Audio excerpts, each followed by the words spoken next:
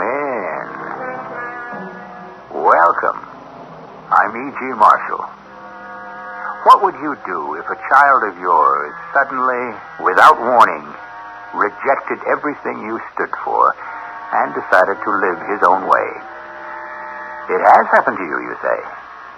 Or to someone you know? You believe the generation gap only gaps nowadays, do you?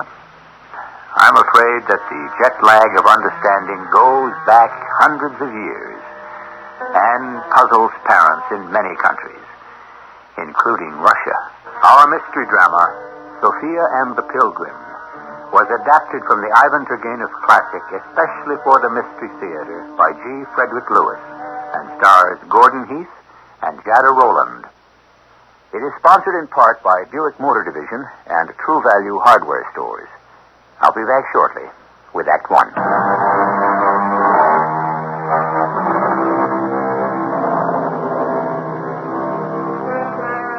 are in Russia. You are Ivan Tropolov, the census taker. This takes you far and wide, and today into the town of Tula, where you find an old friend, recently widowed. He has done very well in the importing business. 20 years have passed since you were students together at the university. But it is not the intervening years, his life or yours, that quickens your pulse. What a girl. Beautiful, intense, and strange. She becomes very important to you, Ivan Tropolov, from the moment you meet her. Ivan, I want you to meet my eldest daughter, Sophia. Sophia, this is Ivan, whom I went to Leningrad University with. How do you do? This is a pleasure. Sophia takes my poor wife's place, looks after the house, takes care of her little brothers and sisters. Yes, of course. Ivan is the census taker, Sophia. Hey, you see, my dear fellow, what you're missing? Had you married when I did, by now you would also be the proud father of an 18-year-old. Sophia didn't look much like a capable child or housekeeper. In fact, hers was the innocent face of a child. Blue eyes, full mouth, and fair hair that hung down in ringlets.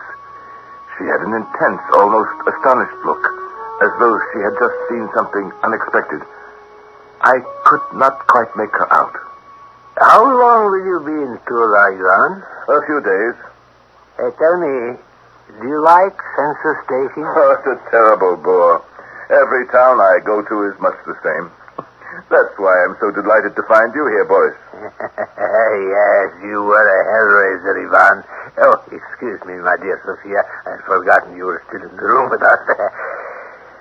This man, this Ivan Tropolov, the tricks he would play. My dear, we had a French professor with an enormous head, thick black eyebrows, a croaking voice, and he used to wear a green frock coat with black buttons. His name was, what was it, Ivan? Bulovka. Bulovka! In that green coat, I can see him now. Do you know what Ivan here said to him, right to his face? Not Professor Bulovka, but Professor Bullfrog.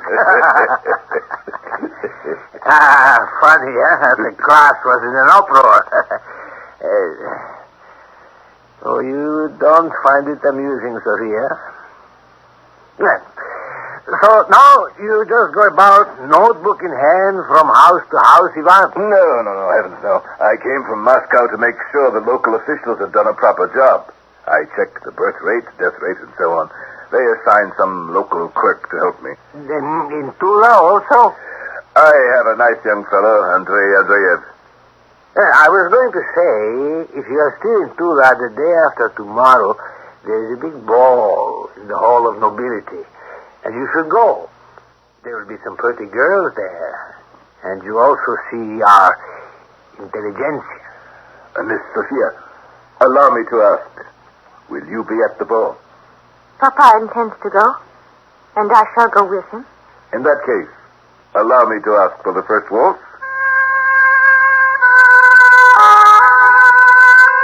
Sophia, The girl with the Mona Lisa look acknowledged my request with a nod, but said nothing. Back at my hotel, I was joined for lunch by my assistant, Andrei Andreev. I was silent during the meal, my thoughts giving over to Sophia, and what an enigma she was. I've noticed, sir, you're very quiet. I suppose for a city man it's boring here, very little for entertainment, no concerts or theaters, no sightseeing. But there is one thing, in case you should feel that way inclined. Inclined? How inclined? You would not, I suppose, like to behold the dead? Dead? As a statistic, sir, we have a man here, a simple man, cannot even read or write, but he does marvelous things. For example, if you go to him and desire to see any one of your departed friends, he can show them to you. How does he do it? Well, that's his secret. For though he is an uneducated man, illiterate, he has very great powers. Is this a matter of common knowledge? Let us say it's a common secret. There's a local ordinance against bringing back the spirit, so one must be careful. It's against the law. Has he shown you the dead? Yes. Yes, he has. My father. He brought him before me as if he were alive. This is truly amazing. We have no one like that in Moscow, I can tell you that. Andrei, I should very much like to meet him. Well, you can't go straight to him, but one can act through his mother. She's a respectable old woman, sells pickled apples on the bridge. If you wish it, sir, I shall ask her. Oh, please do. And gratuity, a tip, whatever you think fit, should be handed to her, his mother. I'll make her understand you're a distinguished visitor in Tula, that she has nothing to fear. I am very interested, Andrei.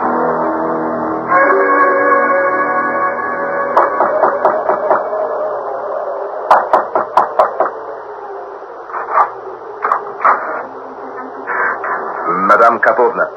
Yes? I am Ivan Trepolov. I believe Andrei Andreev spoke to you about me. I have come about your son. Don't stand in the street shouting where anyone can hear you. Come in, come in. You see, I am a little deaf. What did you say you want? I have come to see your son, to arrange... My son? I have no son. But Andrei told me that you... A son called Andrei? Never.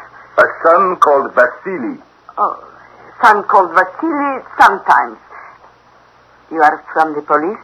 You don't seem to understand, Madame Karpovna. Perhaps this will help. 20 rubles. 50. I'm glad money speaks in such a loud voice. My hearing comes and goes. Yes, Andrei told me about you. Please, take a chair. You don't need to explain. You wish to sample the art of my son, Vasily? I am glad I am well recommended. So when may I see him? Your son. My son? Oh, tonight. Come a little after 7. Not to this room. You will find the front door open. And kindly walk up those stairs straight to the room above. Thank you, Madame Karpovna. Now, if I may, I shall take my leave. And before you come here, sir, think hard and well of your deceased friend or relative you are desirous of seeing. Keep him in your mind until my son enters the room. Should I not tell your son who I wish to be called up? His name? Not a word. He will find out for himself. So, a little after 7, then. Oh, 7:30, if it is more convenient. And bring a few more rubles. Expenses are high. Another 10 rubles. Speak up, I am a little deaf. I said another 10 rubles. Another 20, that's right. 20 rubles. Don't forget. I took leave of the old woman and returned to my hotel. I was sure they were going to make a fool of me. I sat myself in the hotel dining room, ordered a bottle of Lafitte, and was enjoying it when who should I see walking in the door but my university friend, Boris.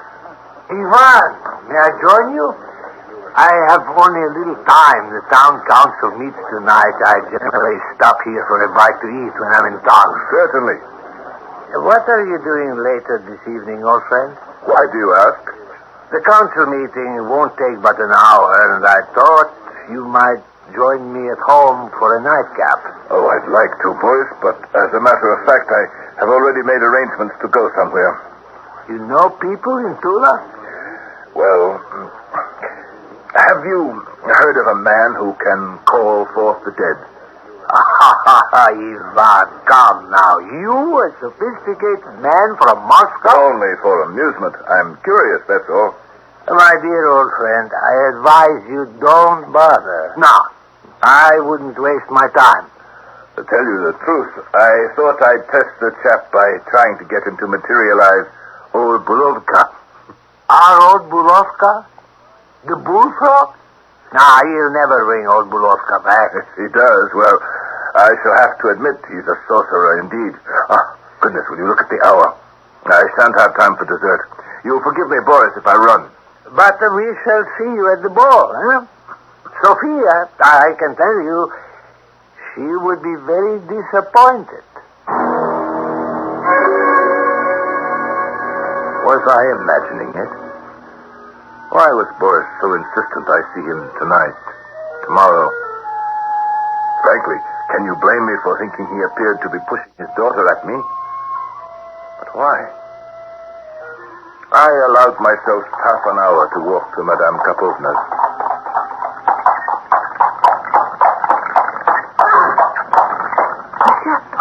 Monsieur Karpov. Yes?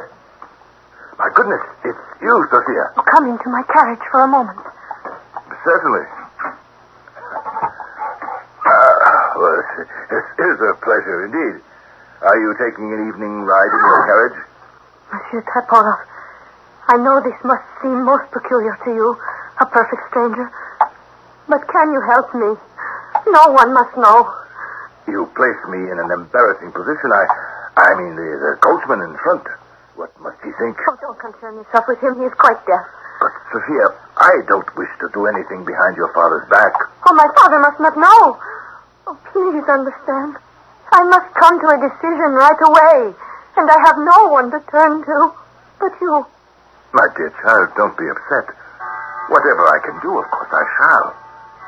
Is this something you must decide this very minute? Tonight? Soon. Very soon. Why do you ask? I had made arrangements for the evening. A certain man from your village. Well, to put it briefly, they say he can materialize anyone you wish. You are going to meet Vasily Karpovna this evening? In a few minutes. May I come with you? I don't know, Sophia. When I talked with his mother this afternoon, they are only expecting me. Oh, she is not his mother. That old crow. She merely makes the arrangements. The business arrangements. There is no business. Everything is a donation. Vasily is a holy man. You know him, I gather. No. I have never met him. But I know about all the marvelous things Vasily does. Oh, it is fate that you should be going there tonight. I have always wanted to meet him. In fact, but I will tell you about that later. When does he expect you? 7:30. And it is almost that now. I will have the coach take us there. I don't know. Are you sure? Please. Oh, please. Well, if you put it that way, come along by all means. One thing I must know, Monsieur Topolov. Do you believe? Believe? That he can make the dead appear? Do you believe? It is essential. Well, I have never seen him before. Yes, Sophia. I believe.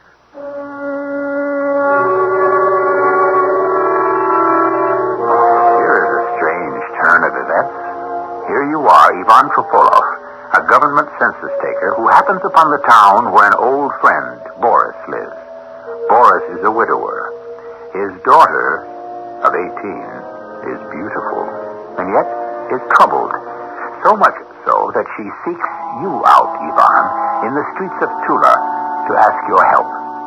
Let's hope we shall learn more when I return shortly with Act 2.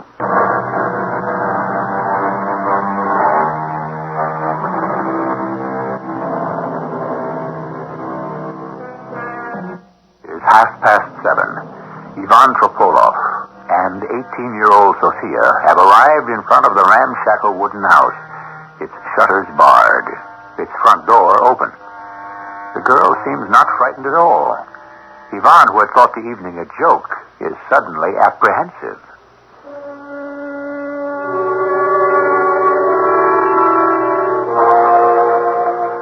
Sophia and I mounted the rickety steps, opened the door on the landing, and there, in a bare room with 3 chairs, we both sat down. A tallow candle was set in the windowsill, throwing a dim light into the room. We waited. Are you concentrating? Concentrating? On who you wish him to bring to life?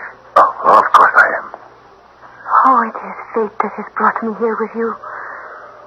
You do believe in the inevitability of fate, don't you? I don't know, my dear child. I cannot honestly tell you I ever thought I could control my own fate.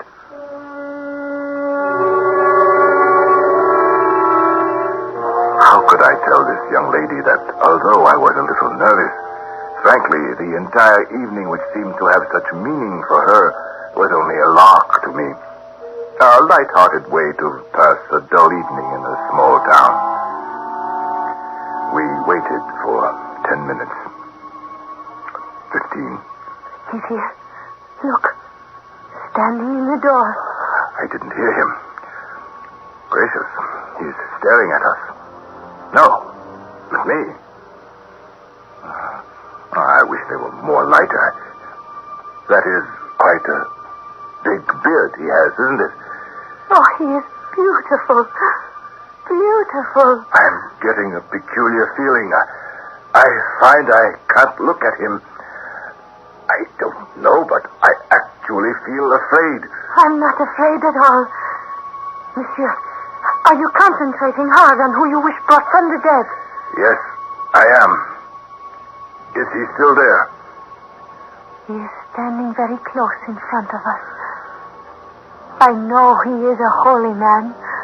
I feel it. I think we should go. Go?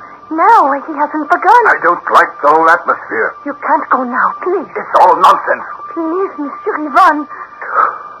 I can't get up. I can't get myself out of this chair. What is this? The candle's gone out. No, it's my eyes. They're closing. I can't keep them open. Sophia, are you still here? My eyes are closed also. He has put his hand on my head. Oh. No! It's not possible. Pulkova has come into the room. He is here. It's him. His black eyebrows, that nose. You see him? The green coat with the black buttons. Go away! Unbelievable. That was true. This Vasily had been able to make me see the very man I thought impossible to materialize. I was quite shaken. Sophia took me by the hand and led me to her carriage. Neither of us spoke a word. She was kind enough to drop me off at my hotel, and I went to the desk to ask for my key. Mr. Tropolov? Oh, it's you, Andrei. Why are you here so late? Oh, pure curiosity. Sir, you saw him? You waited until this hour to hear about my adventure? I admit it. Oh, there's not much to tell. Andrei! That man! No, get away. The one who has just come in the hotel door. Do you know him? Oh, yes, he was here earlier. I heard him asking for you at the desk. Andrei, I don't wish to talk to him. I shall go up to my room. It was Boris, Sophia's father. I managed to get into the lift and into my room without being observed. The day of the ball at the Hall of Nobility, Boris sent a message reminding me of the engagement I had made with his daughter. At 10 o'clock that evening, I was standing by her side in the middle of the ballroom waiting for the orchestra to strike up the first waltz. Shall we dance, Sophia? Did you tell him? Tell who what? I know my father wants to know about the other evening. As a matter of fact, I haven't seen your father since. You don't wish me to? No. Please. Would you allow me to say, Sophia, you are very becoming in your white gown. Thank you, Mr. Ivan. And that turquoise cross you are wearing. Lovely. A gift from a girlfriend. Oh? Is she here tonight? No. She is one of them. Oh? She has gone away. She gave it to me as a parting gift. What did you think of the other night? Oh, I haven't stopped thinking about it. Oh, if you only knew. That saintly man is everything everyone has said. Did you see what he made me see? Oh, no, but I could tell. The vision was in your eyes. There could be other explanations. Scientific. For you, perhaps. You dance very well, Sophia. Did you learn that in France? Monsieur Ivan, I know you wish to talk about Vasily, the mystic. I also am not so certain you believe in him. So you don't have to make small talk.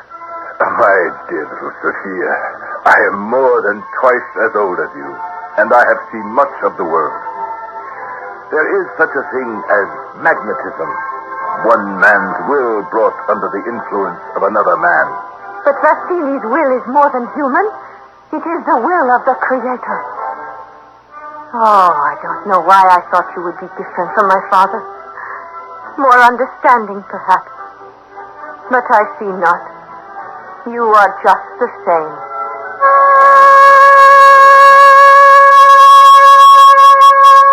I did not dance again with Sophia. She had disappeared. I chatted for a bit with old Boris.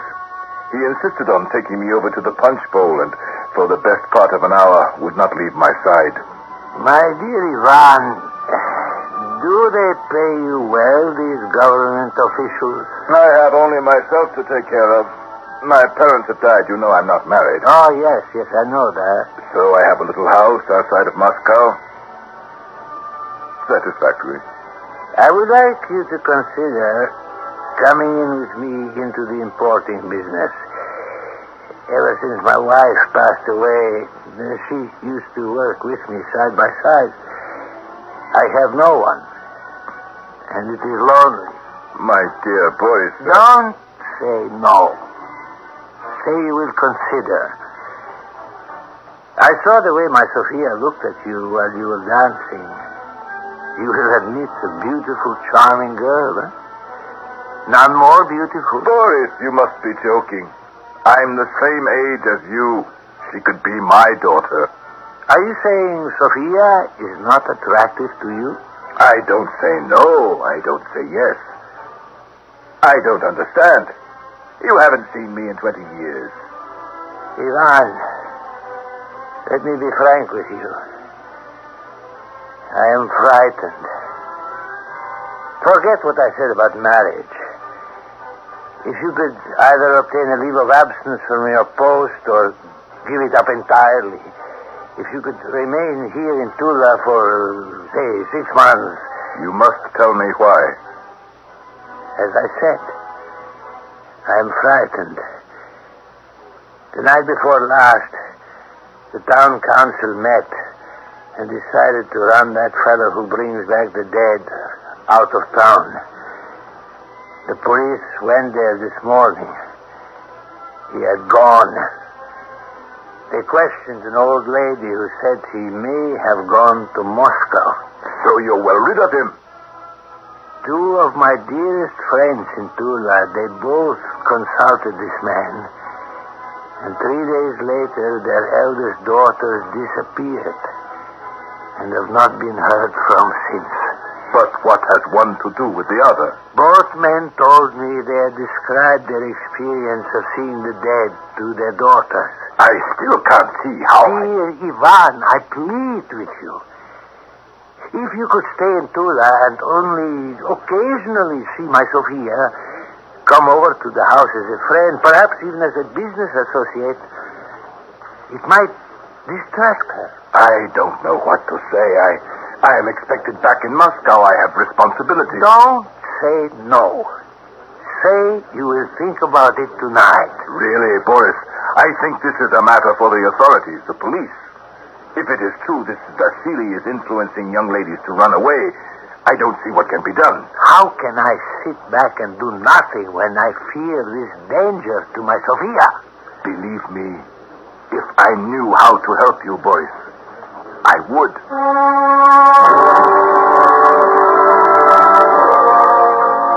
I was being torn in two. On the one hand, if this extraordinary Vasily was the cause of these girls leaving home, or if nothing else, making them realize how dull life in this town was, what could stop their escape? I did not wish to become enmeshed in their problem. What good could I do? I decided to leave for Moscow by the earliest morning train and had Andrei Andreev accompany me to the station. I had no idea your census work was done. It isn't, Andrei.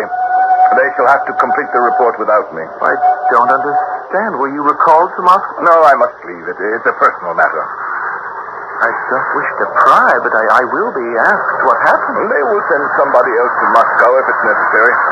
Now, I think we had better hurry and get my bags onto the platform. That's my train, isn't it? I will help you. Andrei, thank you again for all your assistance. I can manage the bags, thank you. All aboard! All aboard! Goodbye, Ivan. That girl getting onto the train. Sophia! Sophia! Into the last car. All aboard! Get on, Ivan, get on. The train is moving.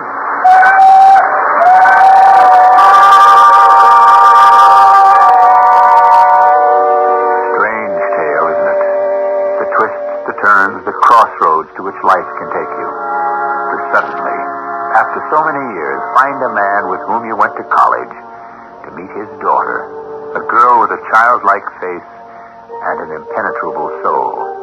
But there is much more to this narrative of Ivan Turgenev's, as you will discover when you join me upon my return shortly.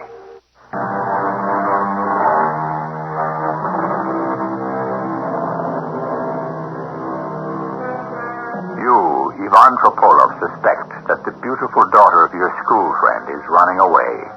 She is on this very train that is taking you back to Moscow. Although you are reluctant to become involved in other people's problems, if Sophia is on this train, you must find her and dissuade her from anything foolish. I remembered our last dance and the words she had said to me. I am disappointed in you, she had said. I thought you would be more understanding than my father. But you are not. You are just the same.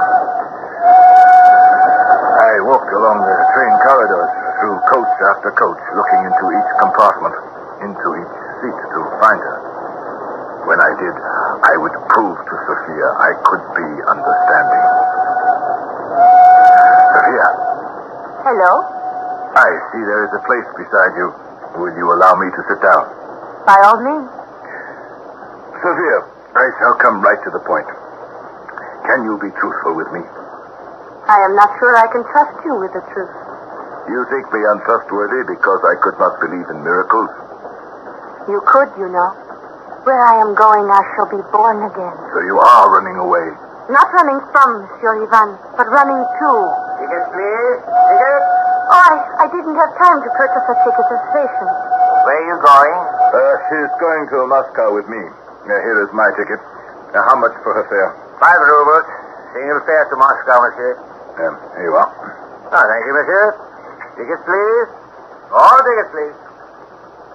Why did you do that? Perhaps to save you a little money. Perhaps to show you I can be trusted. Why are you going to Moscow? Because you bought me a ticket. Sophia.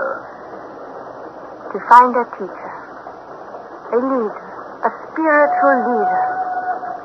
You are giving up your father. your brothers and sisters, for a spiritual life. Oh, Sophia.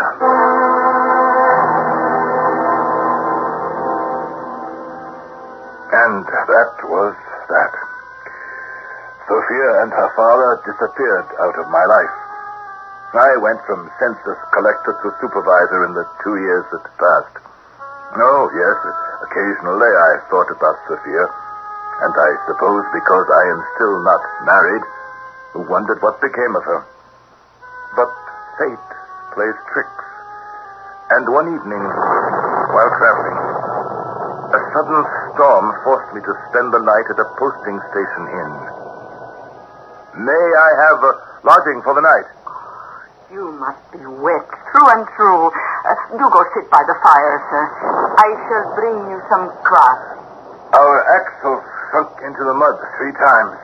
My poor driver. Take off your boots, sir. If I can. I'm exhausted. Here you are, sir. Drink it all down. It will raise the spirits and lower the fever. If you will excuse me, I shall go prepare your room. Thank you. And could you bring me a samovar? Oh, what is your name? Akulina, at your service, your lord.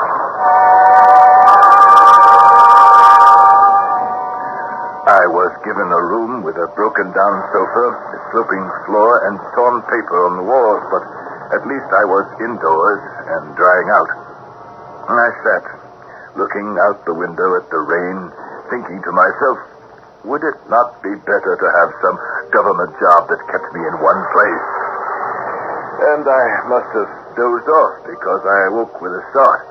Akulina, the blessings of God to you and all within your house.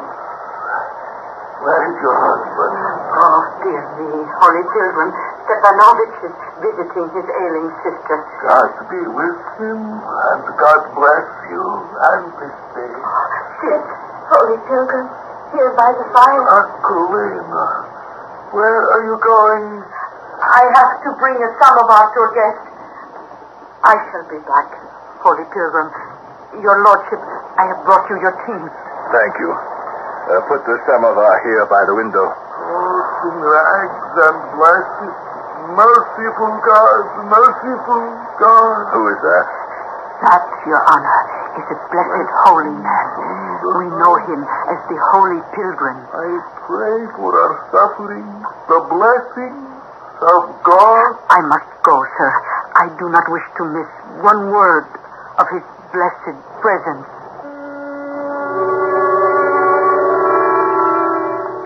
The pilgrim was sitting with his back to me. In front of him knelt a frail-looking woman whose face I could not see. She was trying to pull the boots from the madman. Akulina, have you any oil? The pilgrim has a wound on his foot. A Magdalene. I will fetch you some oil. My dear little follower, what care I for wounds on the foot? I am to walk the highways and byways and preach denial, so I must deny myself also the comfort. But, Holy Pilgrim, your foot is bleeding. Here's some oil I have spooned from a lamp. Ah, my sweet child, my dear daughter, I am so tired. Thank you, Akulina, for the oil. For that saintly man, anything. Do you have some hay, Akulina? Vasily likes to sleep on hay. Oh, to be sure there is. Come this way. I see a man standing by the fire. God asks me to bless him. Bless you, my son. Bless you. Thank you. God will arise. Remember that. God will arise.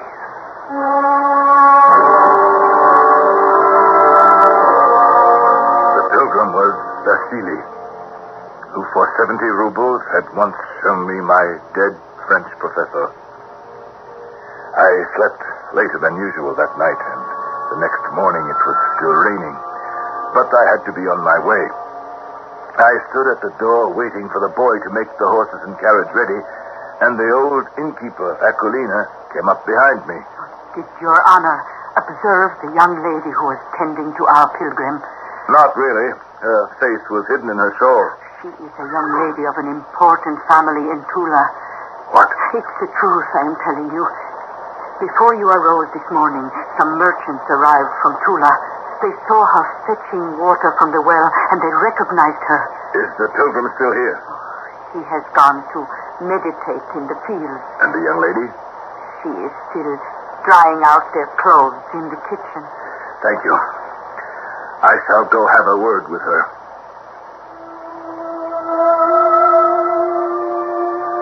Sophia. Who are you? That is not my name. It was your name. Sophia, do you not remember me? Ivan Tripolov. My name is... Don't cry. If you don't wish me to call you Sophia, I shall not. Oh, my dear girl. 2 years. 2 years. No. I have found the light. And that is all that matters. I say to myself, it can't be you. In such a dress. In such company. Whoever you are. You know who I am. Part of my childhood, perhaps. But why? Why? Do not leave your garden unweeded. Do not step over a sick dog in the road, unmindful. Do what your heart tells you you must. You are a sinner. Your skin is burned. Do not talk of exteriors. You cannot see the happiness in my soul. The child in you, where is she now? There is hardness there. No good will come of your talking this way. Vasily will return from the fields, and I shall go with him. I shall plead with him to let you go. I do not want to leave him. He is the reason for my existence. The rain is cleansing. Good little follower, you are drying our clothes. God have mercy on all of us. I shall sit here and remember the sun and the moon and the stars. No, Vasily, do not sit. There is danger here. We must go. Danger? We must go now. There are others who await your good word. So be it, my good girl. We shall go. Help me fasten my cloak. Yes, please hurry. Oh, you are leaving so soon? But the rain is coming down harder. Oh, Your Holiness, I beg you to wait. Come along, Vasily. We must hurry. Yes. The blessings of God upon this house. Sophia! Why did they leave so hurriedly like that? Oh, well, we must be thankful for the blessings bestowed on us and not wish for more.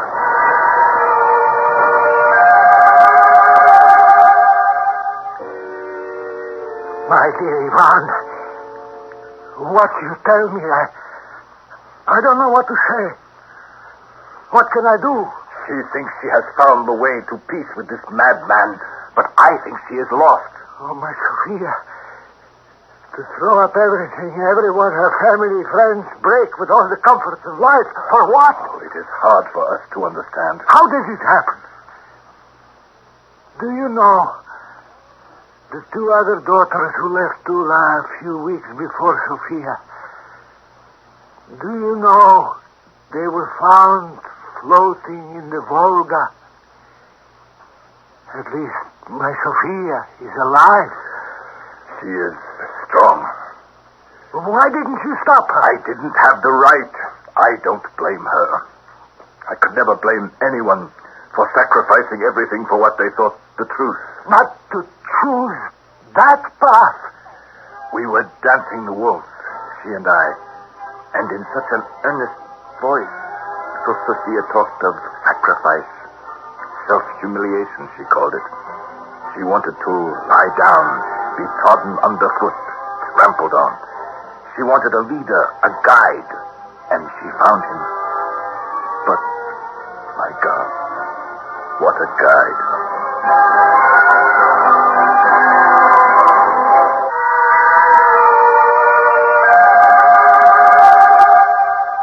Months later, I heard her father had found her and brought her home. But like a wild bird in captivity, she sang no more, spoke not a word, and died. I console myself sometimes in the thought that dear, impetuous, strong-willed Sophia, in her own way, lived an entire lifetime.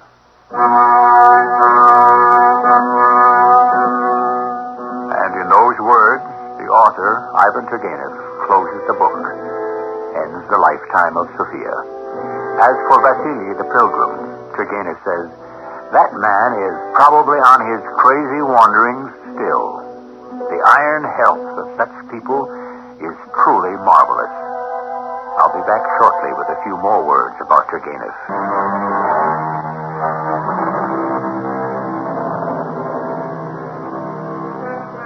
Where did you ever get the idea that the young and what they wish to do with their lives is a problem unique to today? Ivan Turgenev wrote about Sophia and the Pilgrim in 1881, almost 100 years ago. So powerful were his stories that some of them even influenced the Tsar to liberate the serfs. But for all the mystery and magic, Ivan Turgenev always wrote of hope. Our cast included Gordon Heath, Jada, Rowland, Robert Dryden, Bryna, Raeburn, and Russell Horton. The entire production was under the direction of Hyman Brown. Radio Mystery Theater was sponsored in part by True Value Hardware Stores and Buick Motor Division. This is E.G. Marshall inviting you to return to our Mystery Theater for another adventure in the macabre. Until next time, pleasant dreams.